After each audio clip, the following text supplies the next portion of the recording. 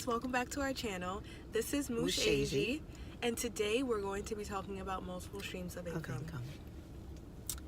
So, I believe that everyone should have multiple streams of income because it is essential, especially if you live in New York City. You cannot survive off of just one stream of income. At least two. You need at least two. At least two, because you can spend one and you can save all of the other. You'll never get rich off of just one stream. You know, you have to have more than one. Not saying that you want to be rich, but just saying that you want to survive. So we were talking about in our Trump video that, you know, the government workers, I hope that they have a second stream, because imagine not being able to pay your bills, you know what I mean? And there are tons of ways to make money, so you shouldn't limit yourself to just one. What do you think? I totally agree with you on that one. Another thing that we need to think about is, you know, the amount of time we're putting into this 9 to 5, and, you know, the toll that it could be taking on us emotionally, mentally, physically. And, you know, when you have additional sources of income, that allows you to, you know, especially the types that I'm talking about. I'm talking about passive types of multiple streams of That's income. what we're referring you know, to. when you're actually accruing this income, but you're not in actuality putting in the labor. You know, you're making money while you're sleeping. So these are the types of things that we need to consider as entrepreneurs. So let's give an example. Real estate. Okay, let's say you want to actually buy a property and use this as one of your multiple streams of income. You want to buy a property, it may not be in that much of a good condition. You want to fix it up. You don't want to sell it, but you want to rent it out so that you can have an ongoing stream of income.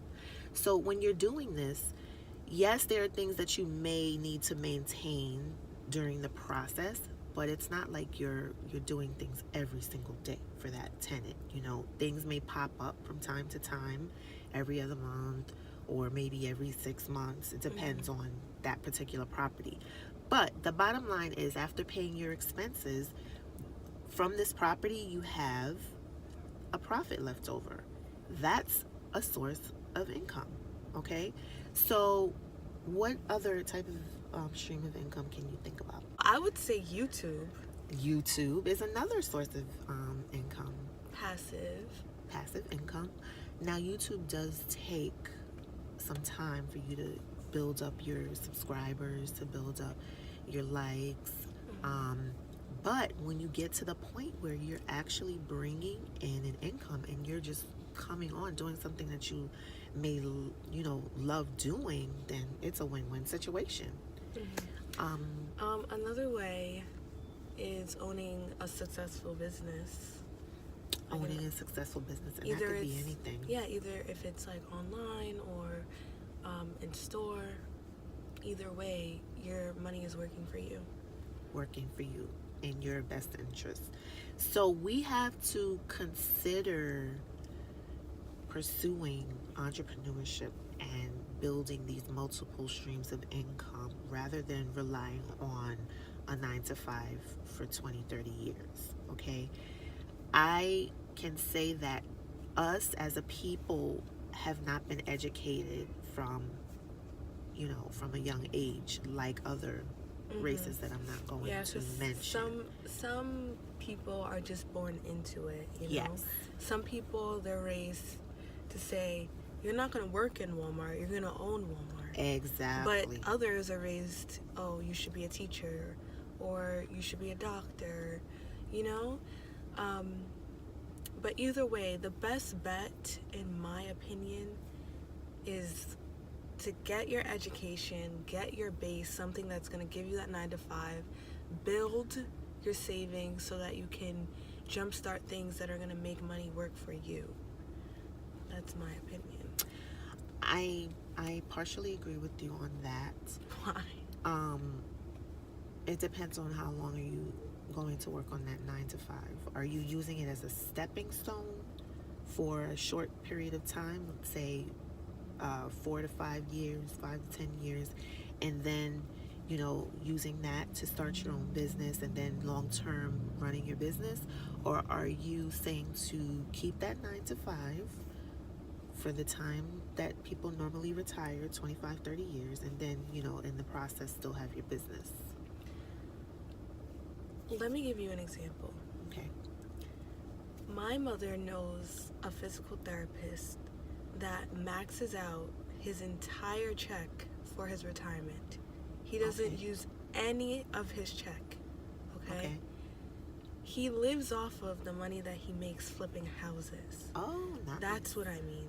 So Okay. he's saving all of this money and living off of his second stream. And when he retires, he'll have millions.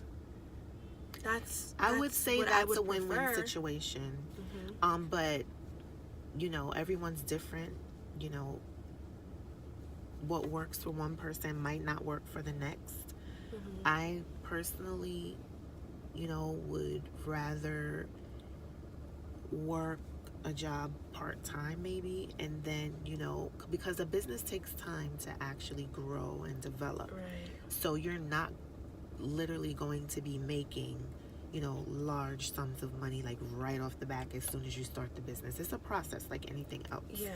So, that other job that you're getting that ongoing income from, will hold you over until your business begins to develop. And then once your business begins to develop, then you actually are able to explore other options like funding for your business loans, and all types of stuff for you to expand your business and for you to have that, that income for your business that would make it flourish. Another thing that I wanted to mention, that's passive income, is franchises. Franchises, yeah. Those are like, good options as well. Did you guys know that you guys can own a McDonald's? You know what I mean? Did you guys know that you guys can own a Burger King? It can be a headache, and sometimes people prefer to have their own business instead of running someone else's. But either way, you make decent money from it.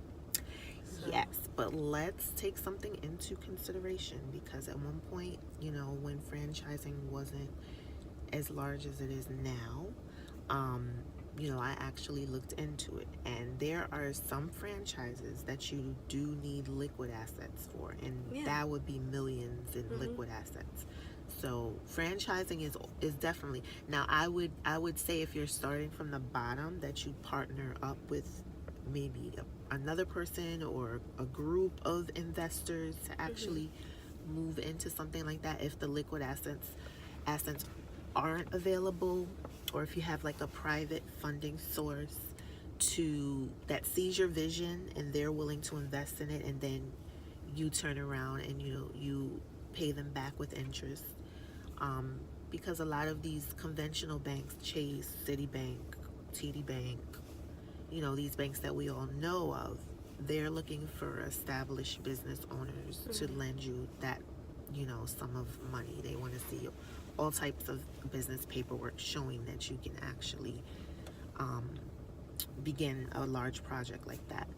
But these are things that we all need to consider, if we really, really feel like we want to move ahead on another level, not just relying on that full-time 9 to 5. Yeah, we have to think outside of the box. Yeah, basically what you're doing is you're helping someone else with their dream.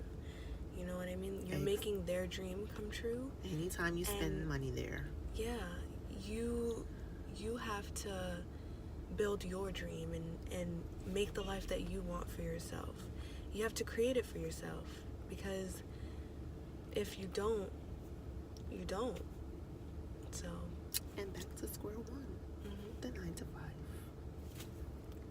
it's the rat race. But we don't want anyone to get offended by you just working a 9 to 5. We're just trying to put an additional option out there for you, you know, that can benefit you in the long run, that could benefit your retirement, that could benefit your children, something you can pass down to your children. So these are just things that we'd like you to think of. And just financial freedom in general. Yes. You don't want to live on a tight budget for the rest of your life. Exactly. And think about it, inflation goes up every single year. That dollar water bottle that you buy, that's not going to be $1 in like 2030, 2040. Like $2-3. Well, some of them already are $2-3. I if we buy the good remember ones. I remember when Metro cards used to be $1.25.